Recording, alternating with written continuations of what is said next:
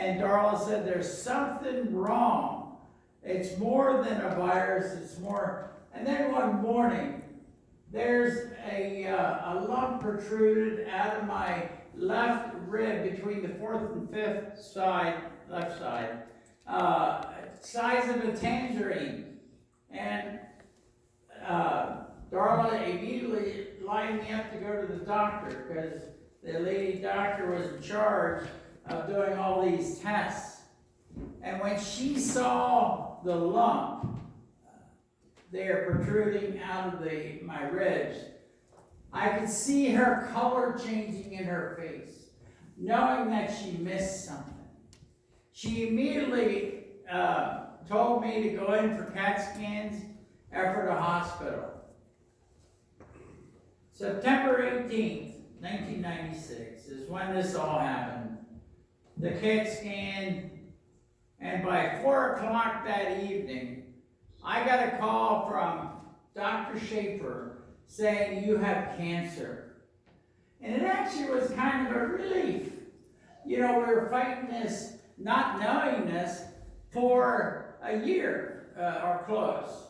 And as you're losing weight, you know something's wrong, but you don't know. And this was just a kind of a flood of a relief to me that I do know. The first person I talked to was my sister-in-law. Me and my brother were farming together at that time. We had a dairy. And I told Nancy, I said, oh, I'm relieved. I just found out what my problem is. I have cancer. And she broke down and cried in front of me. And then it hit me. Oh, yes, I could die. It flooded in. I could die. But we'll go forward and hopefully be led by God to do whatever is needed. So as we proceeded, the doctor said, you'll need a heartogram to check your heart, because if you flood chemo in your body, which I needed, you'll die if there's anything that you have a defect in your heart. It's hard on all the organs, they said, but especially the heart. So I went through and went in there and laid down on the stretcher. She instructed me, hooked me up, a lot of wires on the chest, and said, this will take 15 minutes to run this test. Just relax. So she went out, dimmed the lights, and that's when God came down over me.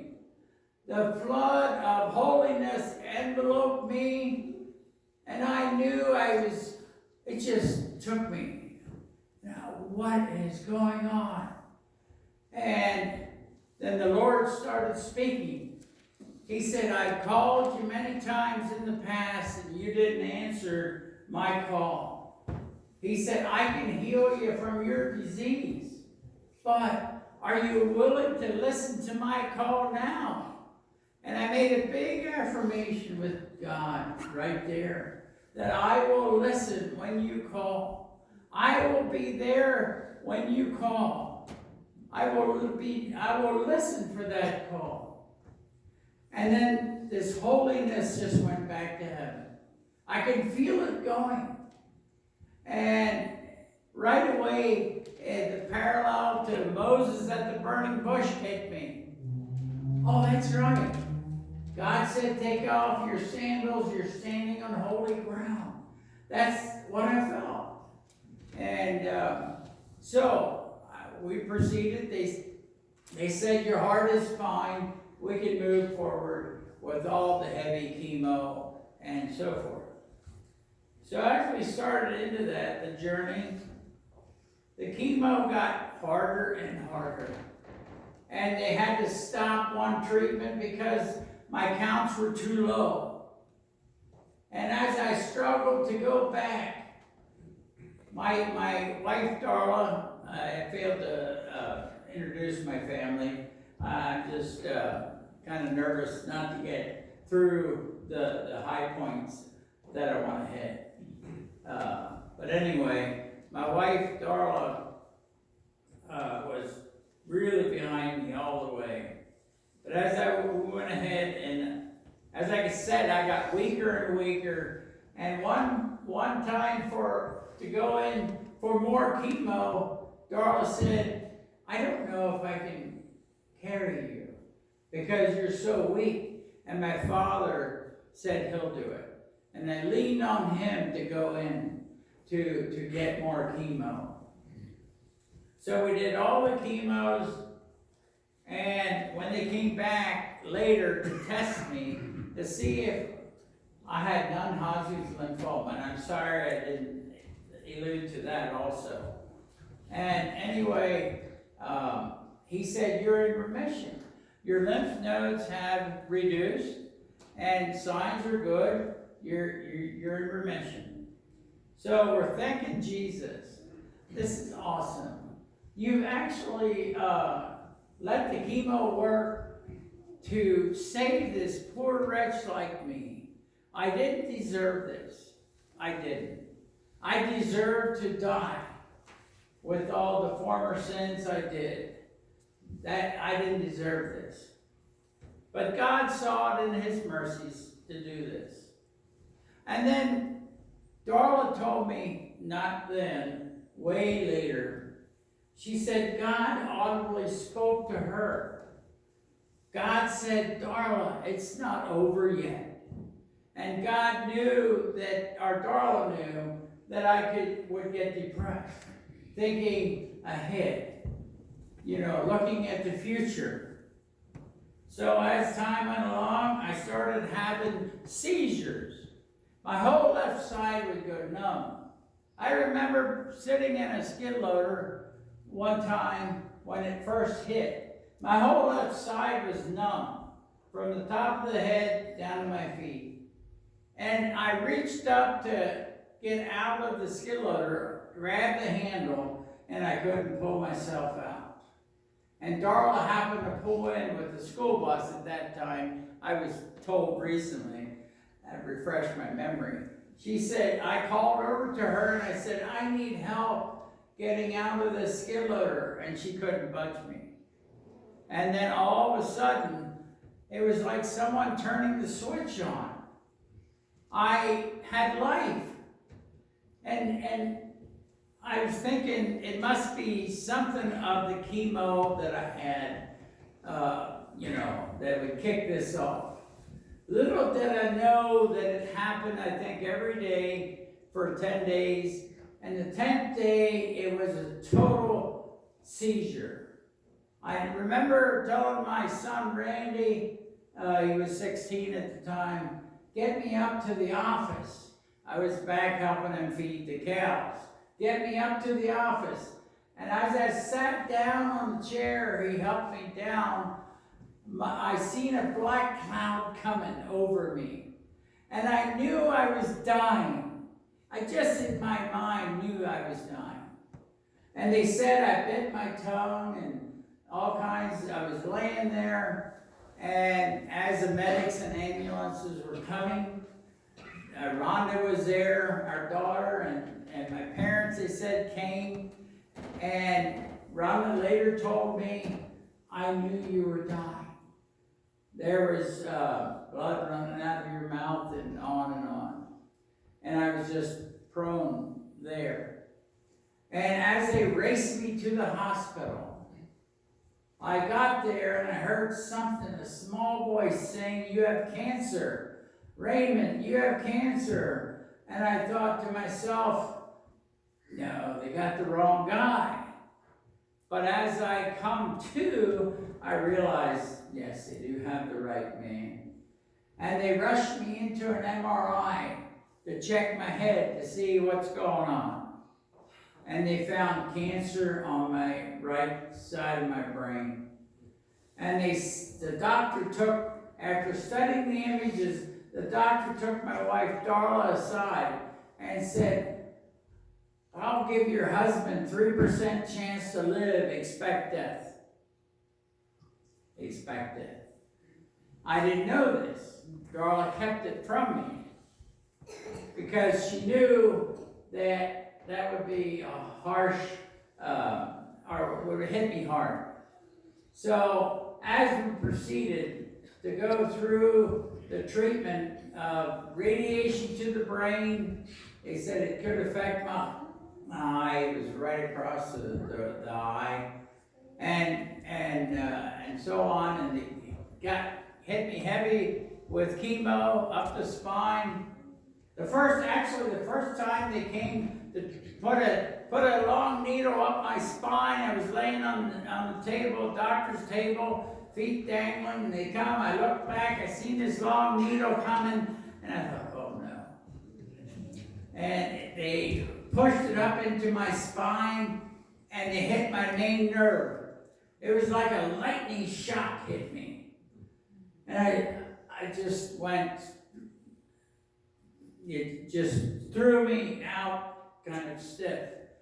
And they say, I heard the doctor say, oh no, I hit your main nerve. Let me try it again. And I thought to myself, why didn't I try it on you? You know, you get those funny things. So eventually they tried again and it worked.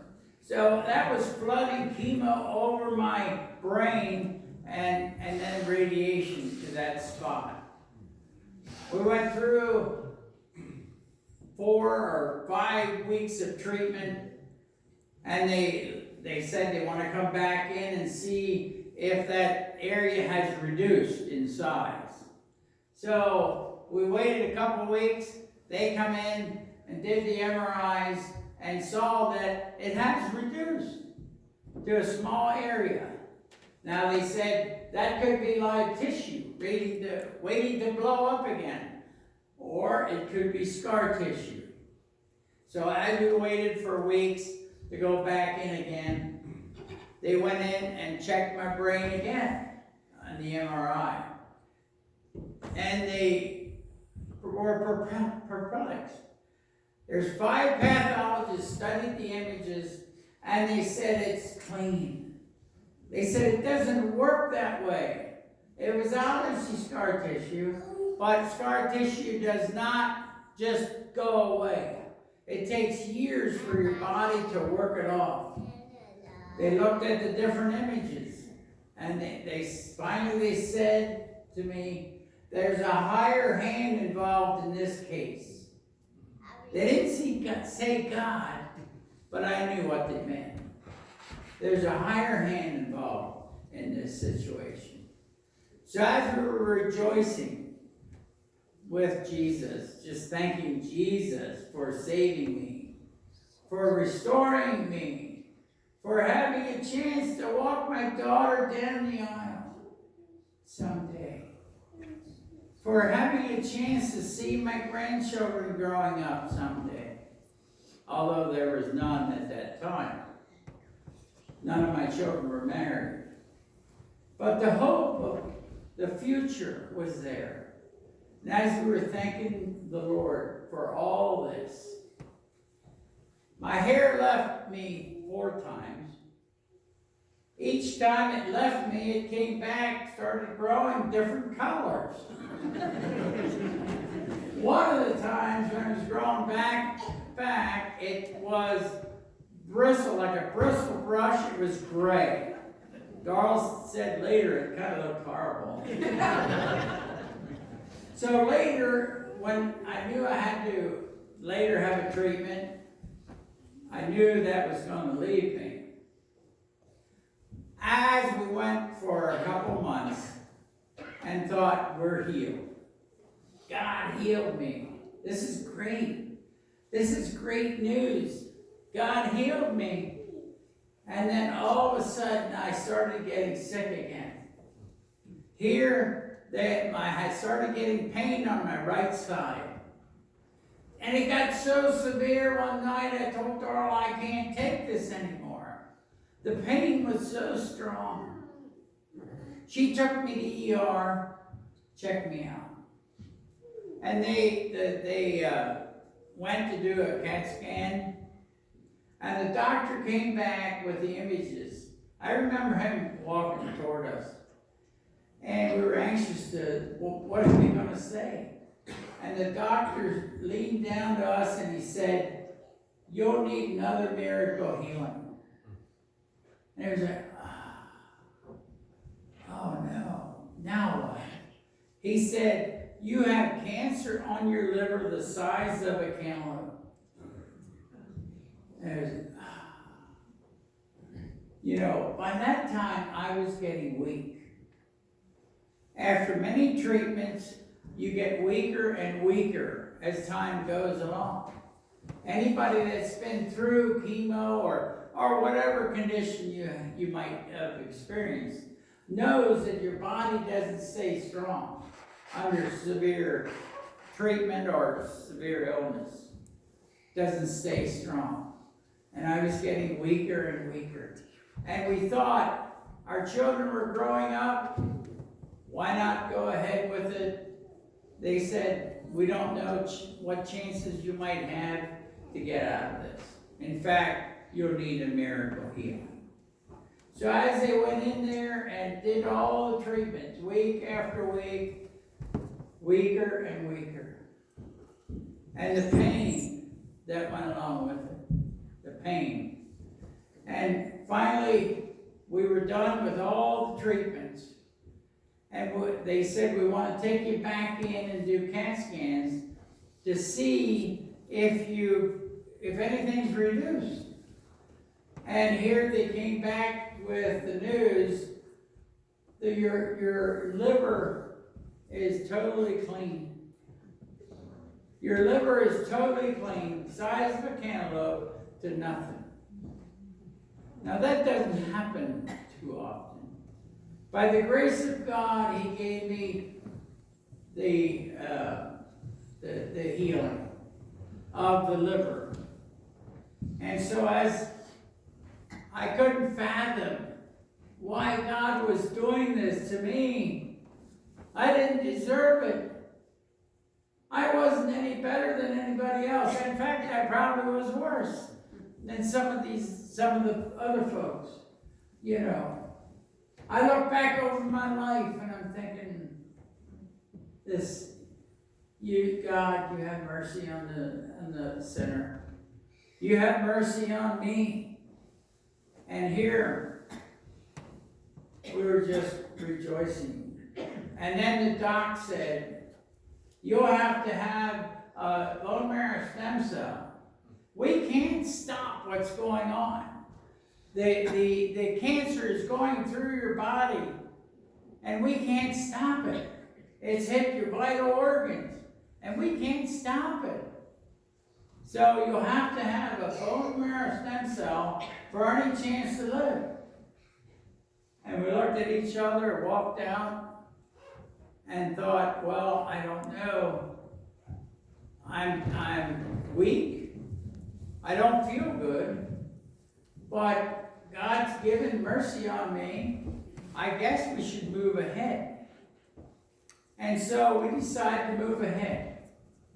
So they said, you'll need to put a line in your main artery on the right side. There's 17 inches from where it started and coming down where it come out, forming 3 leads. It was a big port or big tube they put in. They called it a Hickman line. I don't know what they call it today, but anyway, okay, this is what we got to do. The ends were capped, ready for bone marrow stem cell. So as I went home and needed a few days to get set up to go down to start the procedure at Penn's University. Penn's University is closest to us. They said maybe you could go to Johns Hopkins, Hershey, wherever. But our doctors trained in Penn's University, so they were kind of, this is a good place.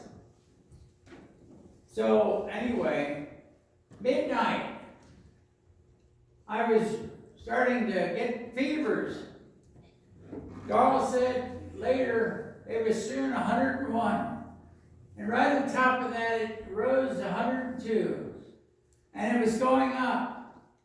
And she knew that things were getting out of hand. And she knew that it would take 15 minutes for the ambulance to get to us. And she knew that if she would carry me down, that's what she did. She carried me down our winding steps in the old farmhouse. And of course I was thin, and I was going out of it. And she said she threw me in the back of the car, hit the turnpike. I never did ask her what speed she was running. She has a habit of putting the pedal down pretty good. But, yeah. So we got there, I was out of it. I was totally out of it. I don't remember hardly any of what happened. And as she said, that they hauled me in and they strapped me down. They had 5 doctors around me to strap me down on the bed, and a bunch of nurses hooking me up with meds. They took blood when I walked in, she said.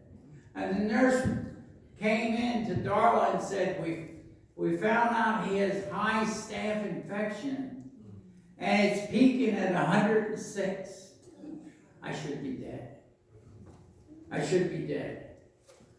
And the nurse told Darla, he has 2 hours to live. If the meds don't get on top of it, he's gone. But expect him, is what she added. As I was laying there, God took me to heaven. I was taken to a large room. A lot of saints were in that room.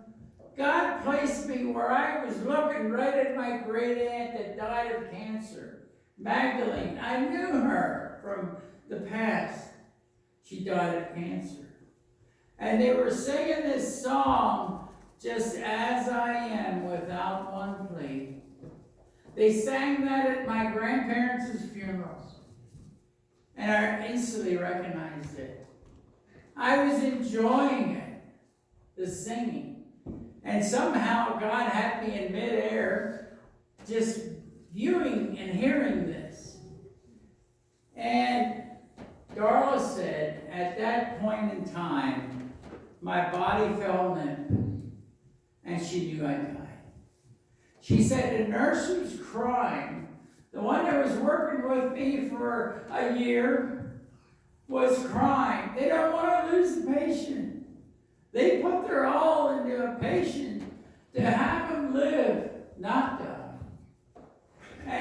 And the nurse was crying, she said, and I started crying and knowing I died.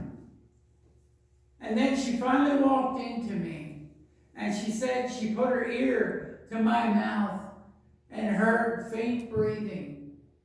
And she lifted her head to look at me, and then God brought me back. I opened my eyes, she said. Then for 10 days straight, they could not get ahead of the fever. They had all this pouring in me. It kept it lower, 102 maybe so. And every day when Darla got off the bus, she walked in to meet the doctor, and the doctor said he's going to die. We can't figure it out. There's something going on in his body, and we're going to lose him, where he's going to die. And so this is the message she got for 10 days. And she said, can't you figure it out? Doctors, whatever. And finally they called a doctor out of Penn's University, Dr. Busby. We have it listed in the book. And he came, he took one look at me, or a couple, I don't know, and he said, take that Hickman line out. God must have told him that. And maybe he sensed something else that all these doctors in Ephrata didn't know. They took the Hickman line out, and that evening I was heading home. That evening, I think Darla said. It all improved very quickly with all the meds flowing in me.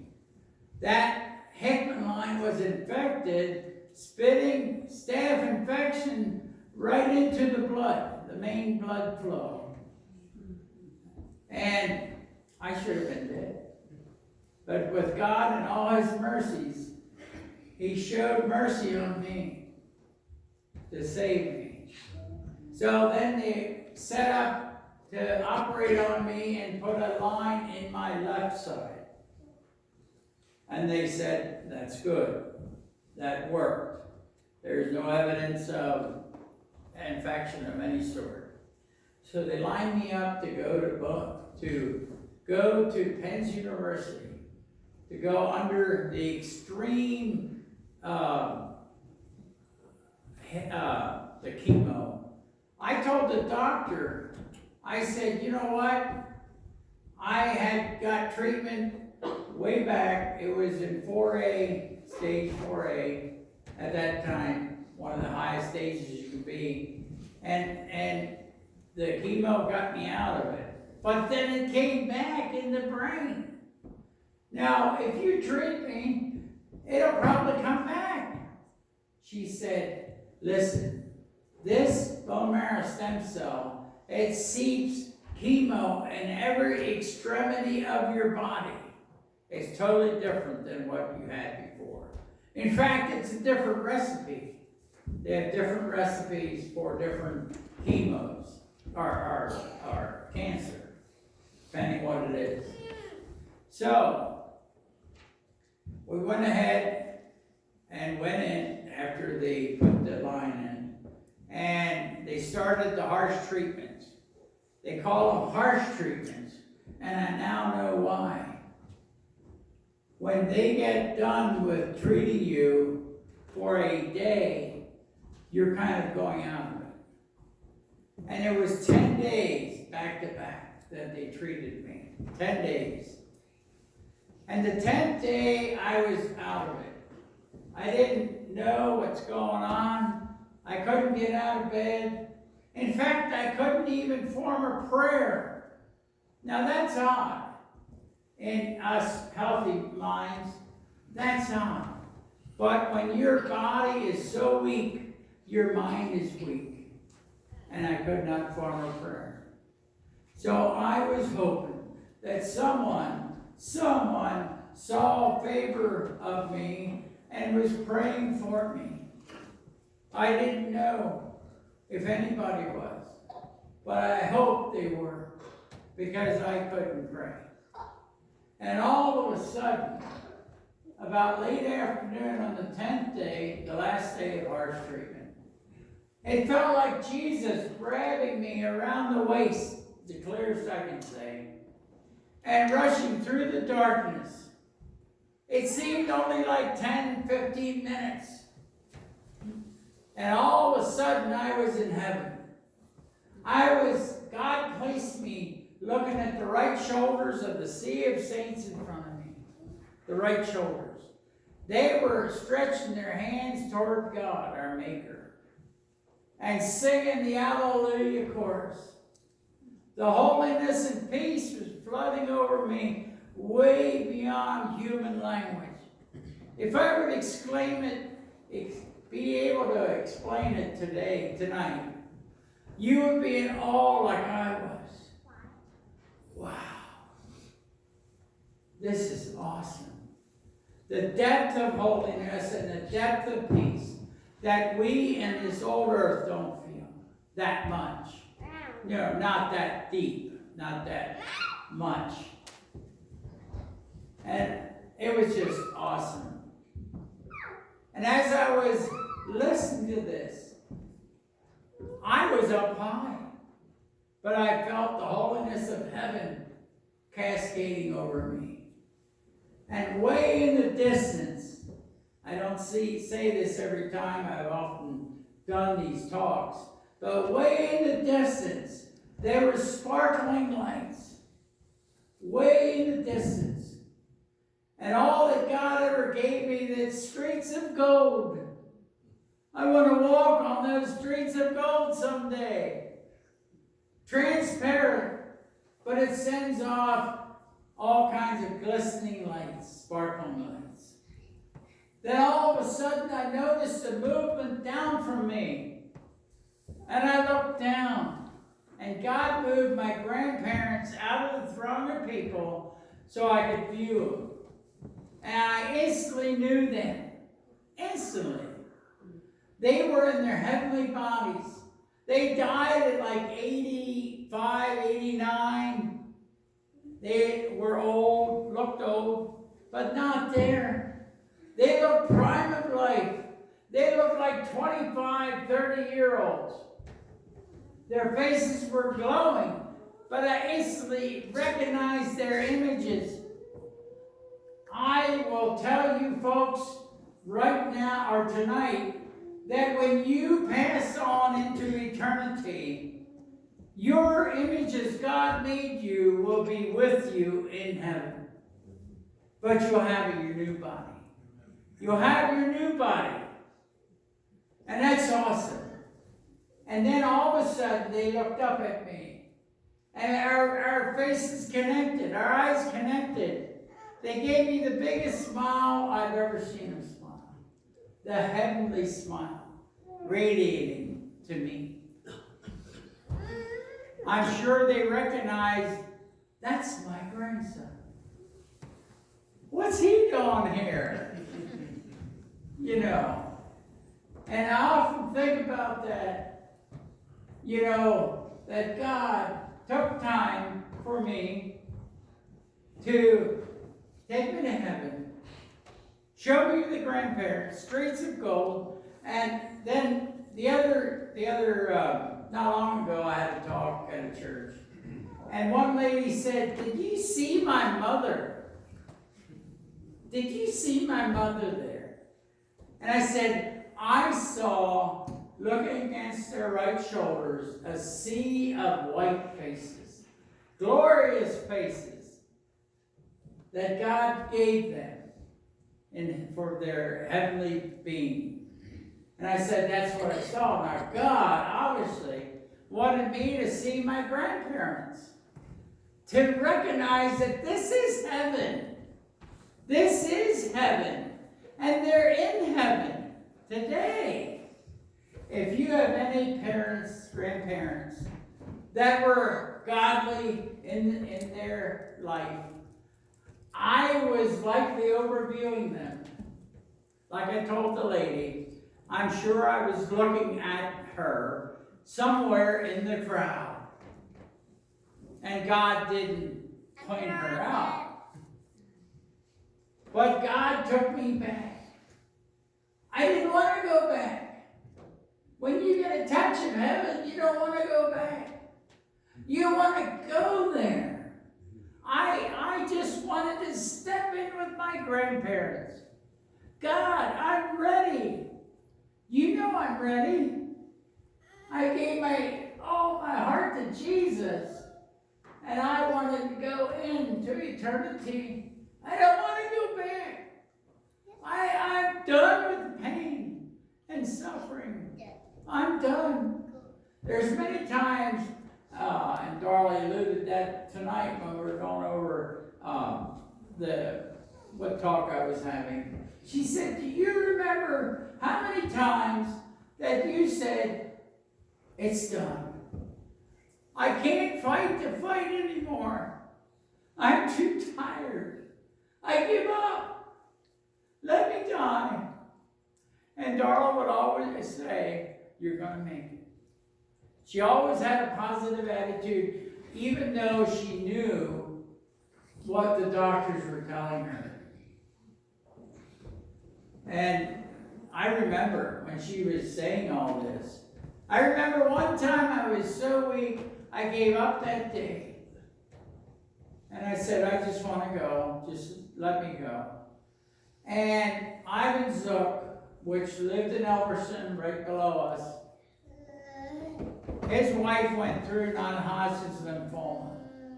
And many times they took their time, they were older folks, to come up and talk to me when I was deep in cancer during the treatments.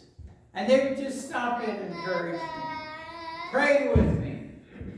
And I remember that day Ivan said, I was coming through town, and God said, Ivan, turn your vehicle down toward Best Road, Raymond needs you right now. Now. And he did.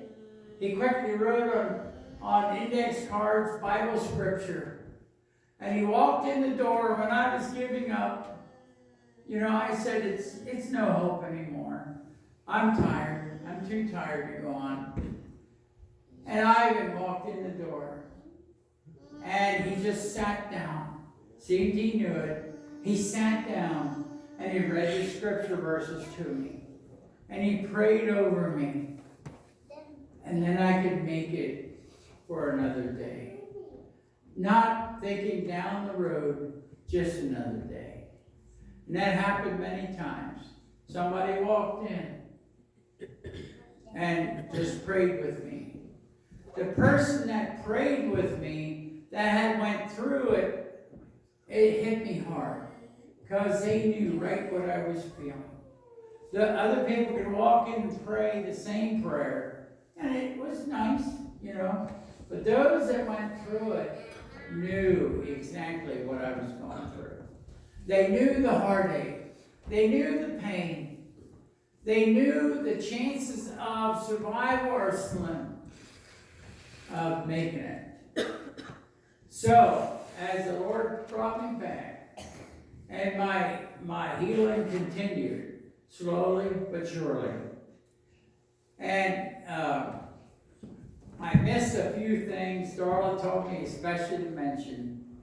One is that when she was driving bus, the bus driver's insurance quit. And they said, if I remember right, go get your own insurance. We signed up with Hopewell. We were looking at $100,000, I think she said, for the first round of treatments. And the board of directors came and said, the president, that we can't help you.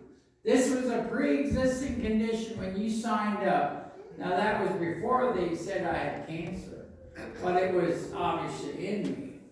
And they said, we cannot help you. And just blessings to the bus drivers that put together their time and energy. I remember Teresa Deem and Cliff. They were friends of Darla, and made a desk to raffle off. Cliff, beautiful desk. And other things that they put together. The Weaver family had bake sales and chicken barbecues, and we were looking at $100,000, and I think we got it down to 40. And then God took over. Where are we going to get this money? But here and there. One day, Darla said later, we were struggling. We knew we had bills over our head. And she said we decided just to go out and clean the garage. You know how you have boxes here, you have things line up, fill up if you're not careful. She said we grabbed the box and we noticed an envelope in it. She said we opened the envelope up and it was right to, I think, the cents of one of the smaller bills. That was God divine. They could pay off that bill in full. And God just works unbelievably when you're down and you call up to Him for help. That's where God steps in. I remember the time, through that times of Great Depression I had. And I just said, God, this is it. I can't go on with this. Take me home. And I gave everything up to you. Any material things I ever worked for didn't mean anything. The only people that meant anything was friends and family. Anything else was not. Wasn't thinking very highly of. And then God started putting things together. He started the healing process. And so on. I better check my time. Anyway, lo and behold, after I started healing, I started getting boils all over the right side of my face. It started oozing. It was awful. It was into the eye. It was back of the head. And it was so painful. And I said to Darla, I can't take this anymore, this pain. So she took me in to the doctors. And the one looked at me and said, you have leukemia now. And it was like, with all I went through, leukemia, a blood cancer. And Darla, in her great strength, said, I need another opinion. So another doctor came and said, you have adult chickenpox and shingles and a first cousin herpes virus on your face all at once. That's what it is. You can't heal it. It'll heal itself. You can keep salve on it, but that's it. There's no medicine for that. So, as we went home, delighted to hear it wasn't leukemia.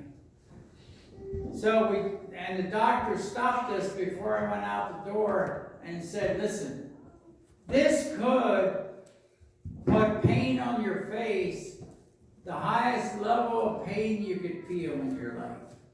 The highest level. Oh, okay. So it started scabbing over.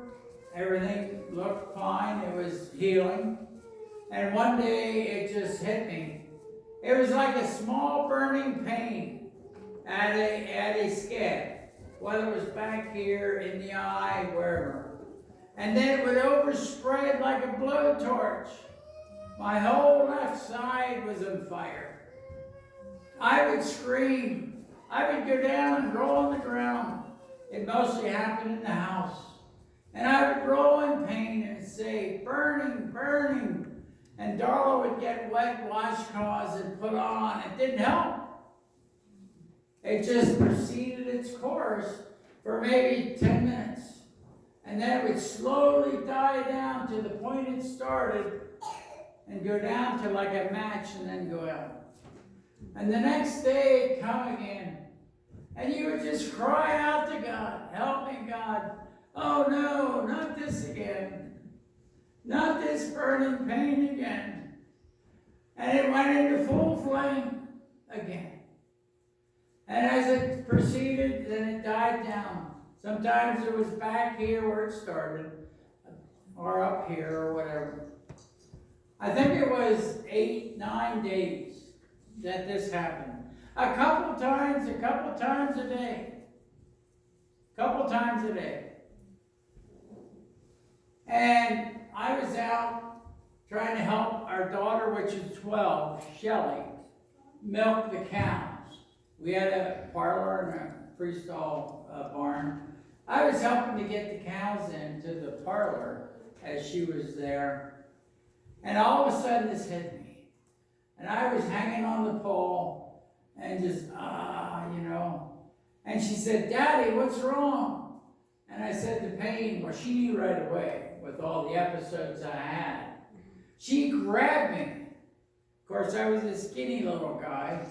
She carried me into the parlor, set me on the step.